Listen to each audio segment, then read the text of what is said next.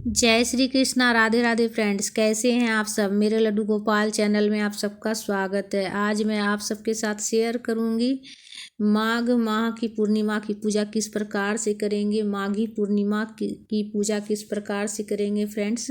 तो देखिए, सुबह में सबसे पहले स्नान आदि करने के बाद आप अगर घर पर स्नान करते हैं तो घर में जो जल है, स्नान वाला जल में थोड़ा सा गंगा जल मिलाकर स्नान कर लीजिएगा। उसके बाद जहाँ पर पूजा कीजिएगा वहाँ साफ़ सफाई करके पूजा की चौकी लगा लीजिएगा और पीला कपड़े का आसन देकर विष्णु भगवान जी को विराजित कर लीजिएगा। आप पुष्प का आसन दे सकते हैं। पीले कपड़े का आसन लगाने के बाद पुष्प का आसन देकर, या फिर अक्षत का भी आसन दे सकते हैं, या फिर तिल का भी आसन देकर आप विष्णु भगवान जी को विराजित कर लीजिएगा और गणेश जी को विराजित कर लीजिएगा। और देखिए, सबसे पहले जो है दीपक प्रज्वलित कर लीजिएगा, इसलिए कि हमारी पूजा का जो साक्ष्य है ना वो दीपक होता है। तो इसीलिए से कोई भी पूजा कीजिए, किसी भी व्रत में पूजा कीजिए तो सबसे पहले जो है ना दीपक प्रज्वलित कर लिया कीजिए फ्रेंड्स। उसके बाद सबसे पहले लड्डू गोपाल जी को स्नान कराऊंगी। तो देखिए, पुष्प का आसन देकर मैं लड्डू गोपाल जी को स्वच्छ जल में गंगा जल मिलाकर स्नान करा रही हूँ। आप चाहे तो पंचामृत स्नान करा सकते हैं उस दिन, पूर्णिमा के दिन। आप चाहे तो फिर गंधोदक स्नान भी करा सकते हैं, इसलिए कि लड्डू गोपाल जी है ना, लड्डू गोपाल जी विष्णु भगवान जी के बाल स्वरूप हैं। और पूर्णिमा की पूजा जो है ना, विष्णु भगवान जी की पूजा की जाती है पूर्णिमा के दिन। और अगर आप व्रत करते हैं तो उस दिन रात्रि में चंद्रमा की भी पूजा की जाती है और चंद्रमा की पूजन के बाद ही व्रत खोला जाता है। तो लड्डू गोपाल जी का देखिए अच्छे से श्रृंगार मैं कर दी हूँ। अभी ठंड मौसम है, ठंड अभी ख़त्म हुई नहीं है फ्रेंड्स, तो इसलिए लड्डू गोपाल जी को मैं स्वेटर पहनाई हूँ। और कलश स्थापन करेंगे। तो कलश स्थापन के लिए मैं एक कलश ली हूँ पीतल का, और उसमें स्वच्छ जल में गंगा जल मिलाकर भर दी हूँ और कलावा भी मैं बांध दी हूँ। उसके बाद रोली से स्वास्तिक बना लेंगे कलश के ऊपर। तो एक कलश आप ले लीजिएगा, पीतल का हो सके तो पीतल का ले लीजिएगा, या फिर तांबा का ले लीजिएगा, या फिर आपके पास मिट्टी का हो तो मिट्टी का भी ले सकते हैं फ्रेंड्स। तो बिल्कुल सरल विधि से मैं आप सबके साथ शेयर कर रही हूँ फ्रेंड्स। इस दिन जो है ना, पूर्णिमा के दिन सत्यनारायण भगवान की भी पूजा की जाती है। सत्यनारायण भगवान जी विष्णु भगवान जी हैं।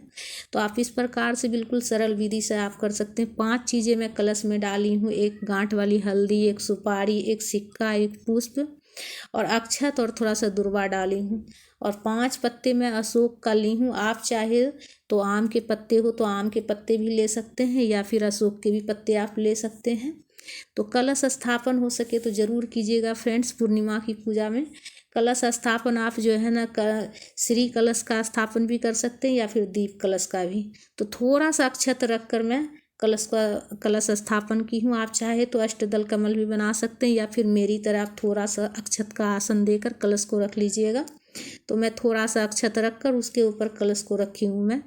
और कलश के ऊपर एक मैं पीतल का ही प्लेट ली हूँ एक, और उसमें थोड़ा सा चावल रख रही हूँ। इसे पूर्ण पात्र कहा जाता है। और उसके ऊपर दीपक प्रज्वलित करके रखेंगे। दीप कलश का स्थापना कर रहे हैं फ्रेंड्स। तो आप चाहे तो दीप कलश का भी स्थापन कर सकते हैं, या फिर आप श्री कलश का भी स्थापना कर सकते हैं। तो दीपक के जगह पर जो है ना, आप नारियल में कलावा लपेट कर रख लीजिएगा, या फिर चुनरी लपेट कर आप रख सकते हैं। तो उस तरह से वो श्री कलश का स्थापना हो जाएगा। और अगर आप दीप कलश का स्थापना कीजिएगा तो इस तरह से आप कर लीजिएगा फ्रेंड्स। और सबसे पहले जल का छिड़काव करके भाव स्नान करा लेंगे गणेश जी को और विष्णु भगवान जी को, और वस्त्र रूपी कलावा अर्पित कर लेंगे। अगर आप वस्त्र हो, पीले रंग का वस्त्र हो तो विष्णु भगवान जी को पीले रंग का वस्त्र अर्पित कर लीजिएगा। नहीं तो आप मेरी तरह बिल्कुल सिंपल जो है ना, आप वस्त्र रूपी कलावा अर्पित कर लीजिएगा। उसके बाद पीला चंदन से विष्णु भगवान जी को तिलक कर लेंगे। तस्वीर में जितने भगवान जी हैं सभी भगवान जी को पीला चंदन से तिलक कर लेंगे, और गणेश जी को रोली से तिलक करेंगे और अक्षत भी लगा देंगे। तिलक करने के बाद साथ साथ अक्षत भी लगा लेंगे।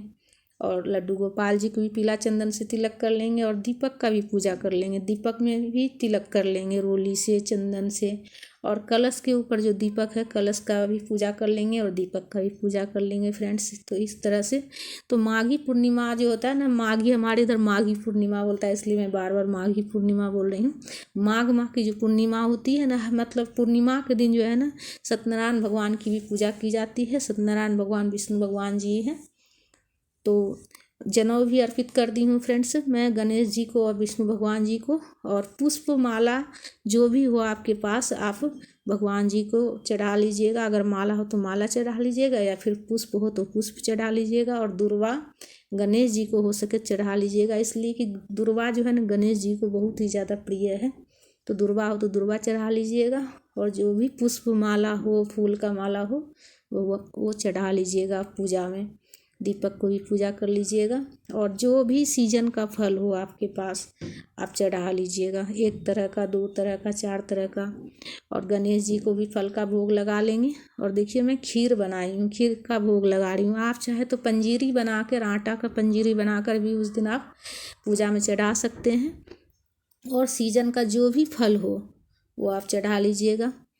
और चढ़ाने के बाद जो है ना आप जो है ना सभी में विष्णु भगवान जी को जो भोग लगाएं उसमें सब में तुलसी पत्ता ज़रूर दीजिएगा, इसलिए कि विष्णु भगवान जी को जो है ना तुलसी पत्ता के बिना भोग अधूरा होता है। और गणेश जी को जो भोग लगाइएगा उसमें तुलसी पत्ता नहीं दीजिएगा फ्रेंड्स। और पूजा में कुछ दक्षिणा ज़रूर रखिएगा, इसलिए कि हमारी पूजा में कुछ भी कमी रहती है ना तो दक्षिणा रखने से उसकी पूर्ति हो जाती है, इसलिए पूजा में कुछ भी दक्षिणा ज़रूर रखिएगा।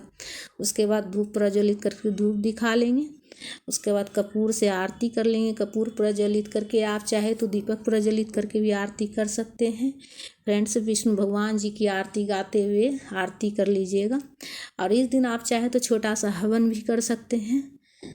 तो फ्रेंड्स और उसके बाद जो है ना आरती करने के बाद हाथ में जल लेकर आचमनी कर लीजिएगा। आचमनी करने के बाद ही हमारी पूजा पूर्ण होती है। उसके बाद प्रभु से प्रार्थना करेंगे, क्षमा याचना करेंगे कि अगर पूजा में कुछ भी गलती हो गया हो तो प्रभु क्षमा कीजिएगा। तो इस तरह से पूजा संपूर्ण होती है। अगर कथा की पुस्तक हो तो आप कथा भी ज़रूर पढ़ लीजिएगा। कथा पढ़ने के बाद उसके बाद आरती कर लीजिएगा। उसके बाद जो प्रसाद है जो पूजा में चढ़ाए हैं वो सभी को बांट दीजिएगा। पूजा करने के बाद जब पूजा पूरा संपूर्ण हो जाए उसके बाद आचमनी करने के बाद प्रसाद उठा लीजिएगा और सभी में प्रसाद बांट दीजिएगा। अपने जो पड़ोसी हैं आपके उन सबको भी बांट दीजिएगा, सभी को प्रसाद बांट दीजिएगा। और आप भी ये प्रसाद पूरा परिवार साथ ग्रहण कीजिएगा फ्रेंड्स। और जो भी आपके आस पड़ोस में सबको प्रसाद बांट दीजिएगा। पूर्णिमा की प्रसाद अगर आप व्रत करते हैं तो रात्रि में चंद्रमा को देखने के बाद, चंद्रमा की पूजन करने के बाद व्रत खोलिएगा फ्रेंड्स। तो फ्रेंड्स हमारा ये वीडियो आप सबको कैसा लगा? अगर अच्छा लगा तो लाइक ज़रूर कीजिएगा। और पूजा में जो दक्षिणा चढ़ाए हैं वो किसी ब्राह्मण को आप दान कर दीजिएगा। थोड़ा अनाज वगैरह रख कर और दक्षिणा रख कर किसी ब्राह्मण को आप दान कर दीजिएगा। तो फ्रेंड्स हमारा ये वीडियो आप सबको कैसा लगा? अगर अच्छा लगा है तो लाइक ज़रूर कीजिएगा फ्रेंड्स। और कमेंट में विष्णु भगवान की जयकारा ज़रूर कीजिएगा।